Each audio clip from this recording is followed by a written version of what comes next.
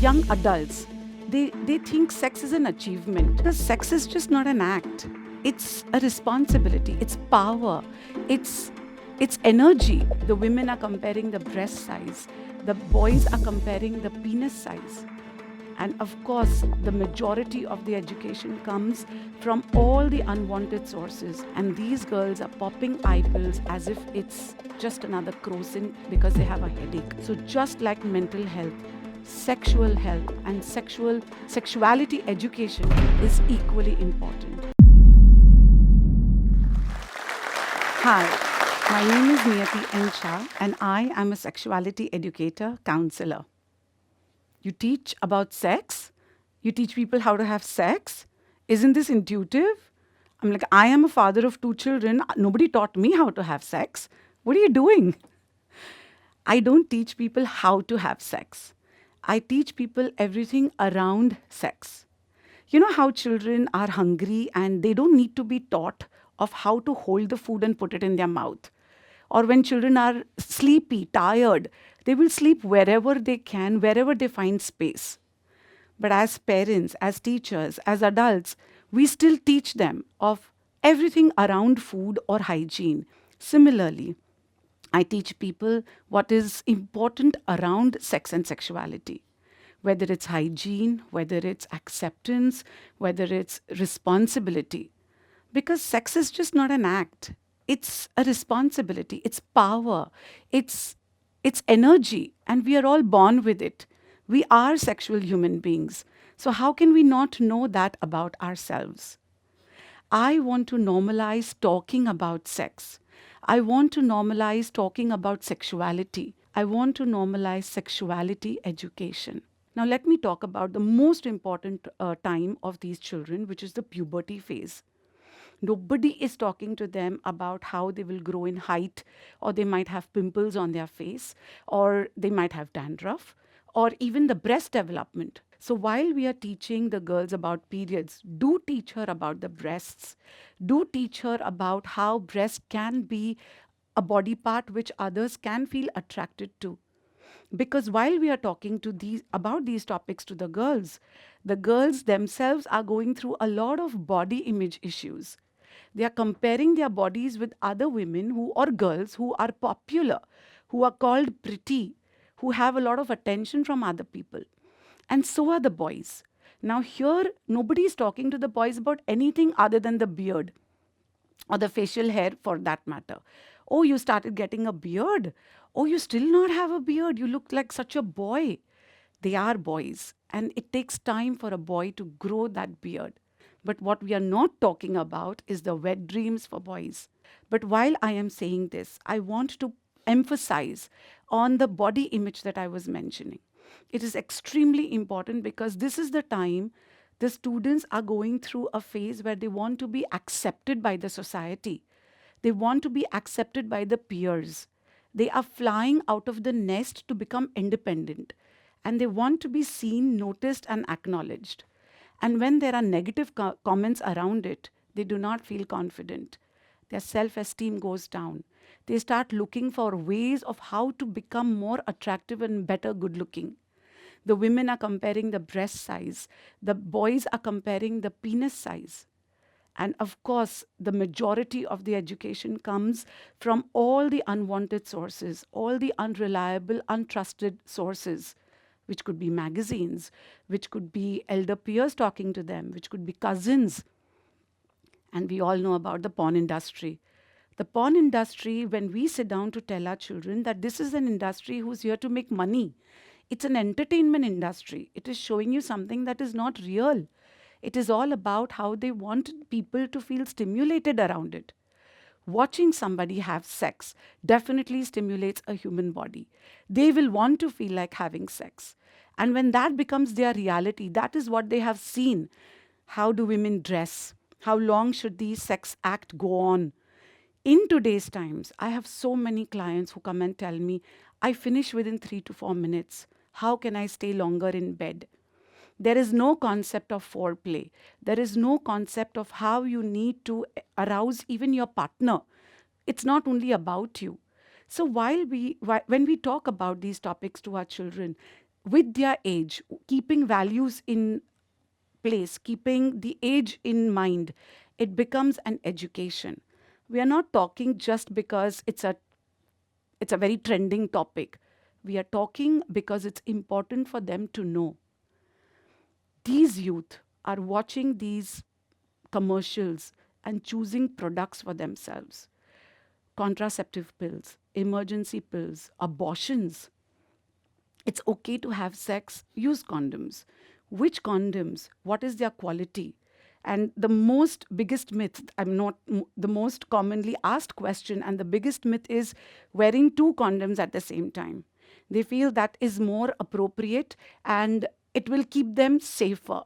What they do not understand is the friction between the latex actually makes the condom tear, and there is a higher chance of pregnancy.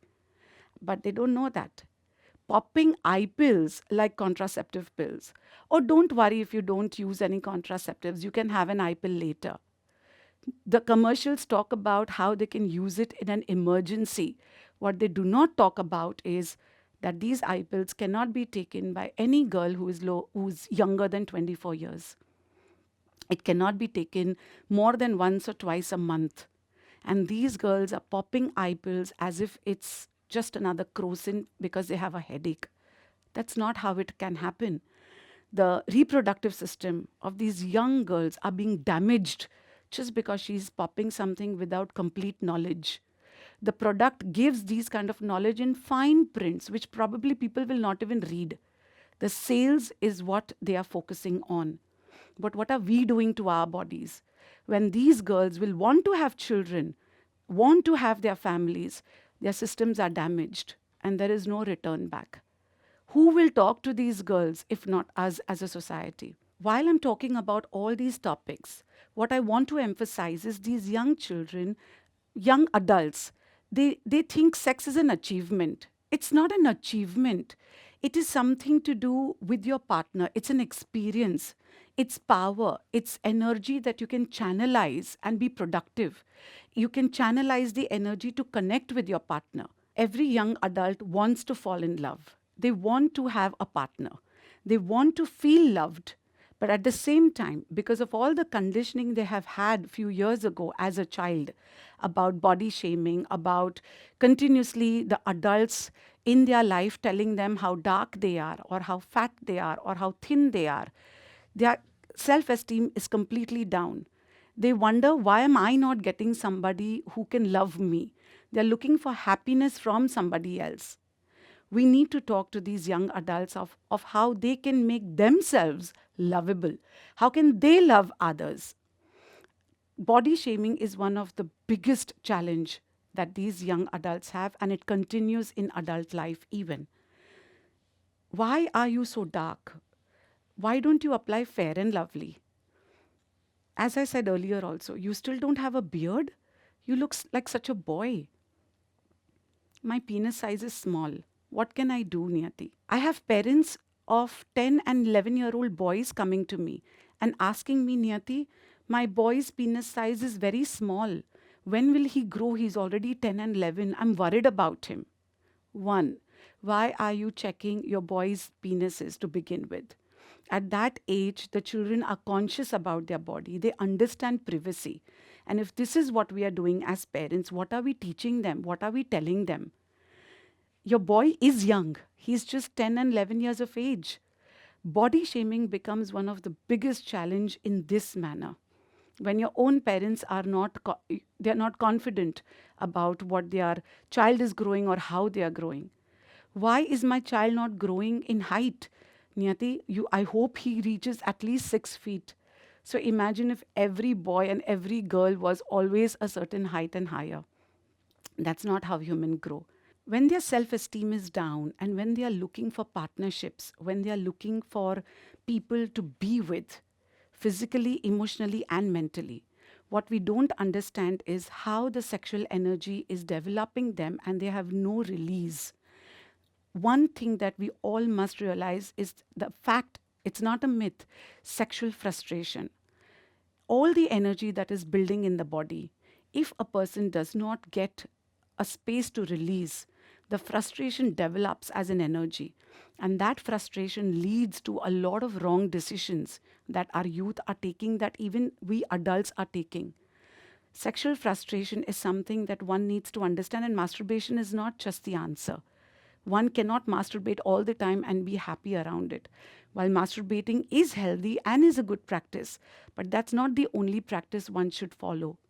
Now, considering that parents are the first trusted source of trust, love, and information, when they only don't talk to their children about it, how can we expect anybody else to?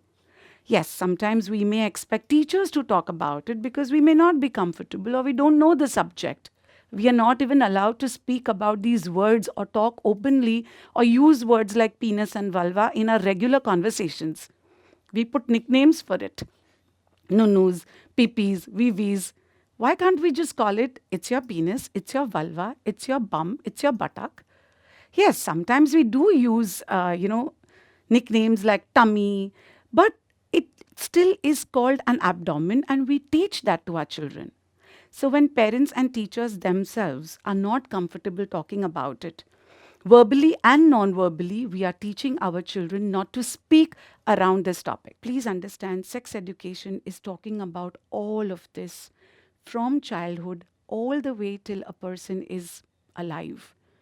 Whether it's young children, whether it's young adults, even couples need to be spoken to, and even women who are going through menopause or men whose women are not interested in sex anymore. Everybody needs education, everybody needs a solution. So, just like mental health, and sexuality education is equally important. And I stand to normalize sex education. क्योंकि आप जो talks देख रहे हैं, जाहिर सी बात है कि आप अपनी ज़िंदगी में आगे बढ़ना चाहते हैं। ये जाहिर सी बात है कि आप अपनी ज़िंदगी को सीरियसली लेते हैं, आप वो सारे स्किल्स एक्वायर करना चाहते हैं जिससे आप ज़िंदगी में तरक्की कर सकें, लोगों से आगे बढ़ पाएँ। और अगर ये सच है तो जोश टॉक्स का ही एक ऐप है जोश स्किल्स, जहाँ एग्जैक्टली इसी चीज़ को करने के लिए बहुत ही खूबसूरत बहुत सारे कोर्सेज बनाए गए हैं।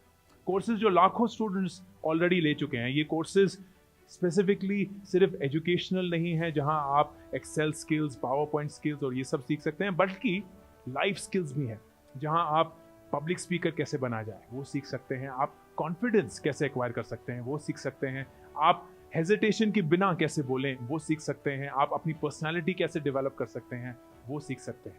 हर एक कोर्स में डेली क्विजेज हैं, एक्सरसाइजेज हैं, एक बहुत ही खूबसूरत कम्युनिटी है जो आपको सपोर्ट करेगी, आपको इनकरेज करेगी। तो अगर आपको ये टॉक पसंद आया हो, जोश टॉक्स जो करता है वो पसंद है, तो आपको जोश स्किल्स भी बहुत बहुत ही फायदेमंद लगेगा। आज ही डाउनलोड करें जोश स्किल्स का ऐप और उनके कोर्सेज एक्सप्लोर करके अपनी ज़िंदगी को